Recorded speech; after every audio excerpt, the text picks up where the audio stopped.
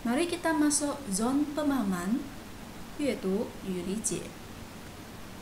Kemahiran yang akan kita dapat belajar ialah membaca dan menganalisis kandungan teks karya sastra dan karya bukan sastra, iaitu Yufensi Neirong. Mari kita bincang soalan-soalan pemahaman yang ada di muka surat 35 dalam buku kerja 4A. Ini dia. Baca petikan di bawah, kemudian jawab soalan-soalan yang berikutnya. Murid-murid haruslah membiasakan diri untuk menggarisi perenggan sebelum membaca. Petikan ini mempunyai 3 perenggan. Perenggan 1, perenggan 2, perenggan 3. Setelah membaca teliti petikan ini, kita perlu menjawab soalan. Soalan 1. Apakah kenderaan yang dinaiki oleh Azrul? Bas, van, basikal, motosikal? Mari kita rujuk petikan asal. Dia berulang-alik ke sekolah dengan menaiki bas sekolah. Ayat ini mungkin ialah jawapan. Kerana kata kunci dinaiki wujud di sini menaiki bas.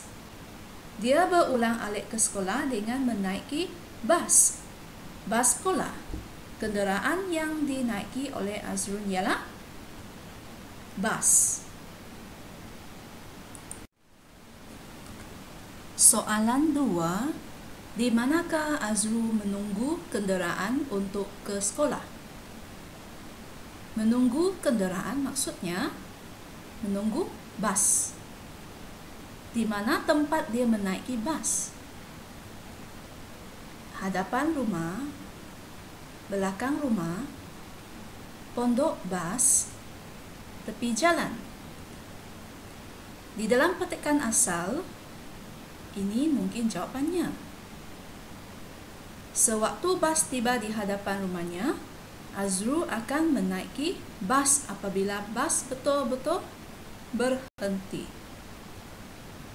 Di manakah? Mesti rujuk pada tempat. Di hadapan rumah. Jawapannya hadapan rumah. Soalan 3. Mengapakah ibu dan bapa Azrul tidak dapat menghantarnya ke sekolah? Bas telah disediakan, tempat kerja mereka jauh, ingin menjadikan Azrul berani, terpaksa pergi ke tempat kerja awal. Mari kita cari jawapannya. Ada tak satu ayat yang mempunyai struktur ayat yang lebih kurang sama dengan soalan di atas? Ya, ini. Ibu dan ayahnya tidak dapat menghantarnya ke sekolah kerana terpaksa ke tempat kerja awal setiap hari.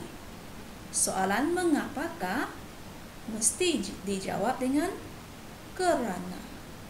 Jadi jawapannya ialah terpaksa pergi ke tempat kerja awal. Soalan 4. Pilih pernyataan yang salah. Untuk soalan ini, murid perlu membaca habis petikan, kemudian memahami kandungan di dalam petikan. Mari kita lihat pernyataan yang diberikan. A. Azrul seorang budak yang bersopan. B. Azrul dan kawan-kawannya bermain-main di dalam bas. C. Azrul merupakan anak yang patuh kepada ibu bapanya. D. Azrul mementingkan keselamatan sewaktu di dalam bas. Keempat-empat pernyataan ini adalah tentang Azrul. Mari kita lihat petikan. Dia akan mengucapkan terima kasih kepada pemandu bas itu. Pernyataan ini menunjukkan Azrul seorang budak yang bersopan. A. Betul. Di dalam bas, Azrul akan duduk sambil membaca buku.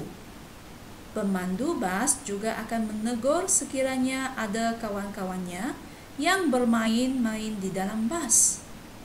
Pernyataan ini menunjukkan Azrul dan kawan-kawannya bermain-main di dalam bas. Betul atau salah? Ada tak Azrul bermain-main dengan kawan-kawannya di dalam bas? Adakah B betul? Baik, kita pergi ke seterusnya. Azrul sentiasa mengingati pesan ibunya. Ingat pesan ibu, ibu cakap apa kita dengar. Jadi ini menunjukkan Azrul merupakan anak yang patuh kepada ibu bapanya. Patuh bermaksud mengikut, mengingat pesanan, nasihat dan cakap ibu bapa. Jadi C betul atau salah? Dia tidak akan bermain-main di dalam bas. Pernyataan ini menunjukkan Azrul mementingkan keselamatan sewaktu di dalam bas kerana dia tahu main-main itu akan mengakibatkan kemalangan. Jadi, murid-murid, adakah kamu sudah mendapat jawapannya? Ya, inilah jawapannya. Azrul dan kawan-kawannya bermain-main di dalam bas ialah pernyataan yang salah. Soalan 5. Azrul membaca buku sewaktu di dalam bas. Apakah peribahasa yang sesuai berkaitan sikap Azrul?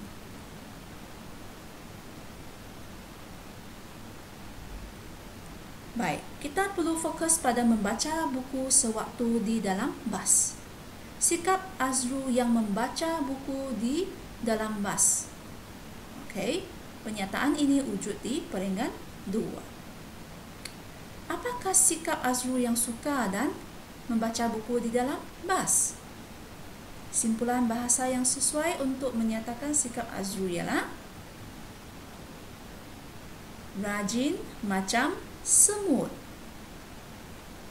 Peribahasa yang sesuai dengan sikap Azrul ialah rajin macam semut. Dia rajin membaca buku. Atau peribahasa yang sesuai dengan sikap Azrul ialah ringan tulang. Ringan tulang ialah simpulan bahasa yang bermaksud rajin. Ingat ya, peribahasa yang pernah kita belajar ialah bandingan semacam dan simpulan bahasa. Jadi, pesanan dan ajaran cikgu haruslah murid-murid ingat. Murid-murid boleh menulis jawapan ke dalam buku latihan. Sekiranya kamu sudah mendapat jawapan yang betul, syabas cikgu ucapkan. Jika jawapan kamu salah, sila buat pembetulan. Baiklah, itu adalah perbincangan cikgu tentang cara menjawab soalan pemahaman berdasarkan petikan yang diberikan. Cikgu harap murid-murid sudah mendapat idea dan juga menguasai kemahiran untuk menjawab soalan pemahaman pada masa depan. Sampai jumpa lagi.